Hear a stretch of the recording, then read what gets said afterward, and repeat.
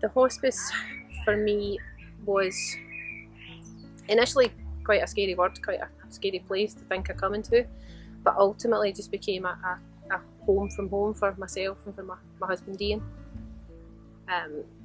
We were surrounded here by people who could take care of him, people who could look after his medical needs, which let me become, or be able very much to be his wife and just be here as a couple. The hospice staff were absolutely amazing from the first day that we came in here. They get to know you, as individuals. It's not about your condition, it's not about your state of health, there's no tags, there's no labels attached. Very, very much about who you are and what you like and what your values are. And we had what sounds very odd, we had a lot of good laughs in the hospice with the hospice nurses. We got to know them well, they got to know us well. It made the situation of being here a lot easier. We had people to talk to, and it was a comfortable place to be.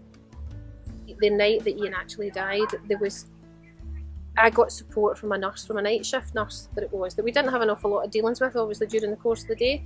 During the night time we would usually have been sleeping, so we didn't have an awful lot of interaction with night shift staff.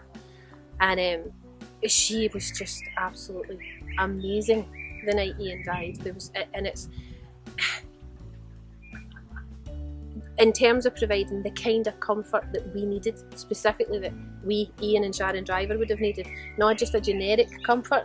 She gave us reassurance that you can only get from someone who inherently knows what you need, and that has stuck with me every day, every year since. Before Ian was ill, the hospice to me was the lottery every 2 weeks. I knew it existed, I knew the Ayrshire Hospice was here, I knew in the back of my mind it was a good cause, that it was a local cause, that I was doing the right thing by donating to it. Ultimately the hospice becomes something so much different, and it shouldn't take you to get behind the doors as a patient or as a family member of a patient to be involved in the hospice. Having come in and initially been so nervous about coming in, this by far was not the worst part of mine and Ian's journey. It was a very, very short journey for us, but being here for that last 3 weeks, it just allows you to just be. You don't have to be worried about anything, you don't have to be running about with doctors. Everything just happens around you, and it just allows you to be the people that you actually are at the end of the day. The same year Ian died, I always thought to myself, how do you say thanks for that kind of care? How do you say thank you to the nurses for what they've just done for you and for your family and for everybody else, whoever comes in to visit? And I thought it has to be something that shows the same commitment to the hospice as the hospice had shown to us. So in my wisdom, I decided I wanted to run a marathon. I'd never run before, I'd never distance ran before. And I asked Ian's best friend, who did distance run, I asked him if he would train me. And I did a bit of research, and it takes 6 months to train for a marathon. And 6 months from then was going to be the New York Marathon. So we both applied, and we both got in. And I trained like mad, just absolutely focused myself into the marathon training. And myself and Ian's friend Angus ran it just 8 months after Ian died. And having, from a standing start for me, being particularly unfit, and we finished the marathon, and we actually raised £16,000 for the hospice that particular year.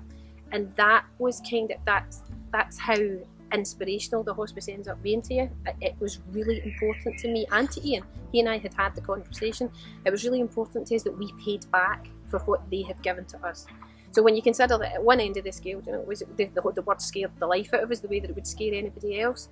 But on the flip side of that, you absolutely want to pay back to it, and it shouldn't be the situation that you have to experience that to be able to invest in something that's that worthy for your friends, for your neighbours, for anybody that you might know, for any acquaintance.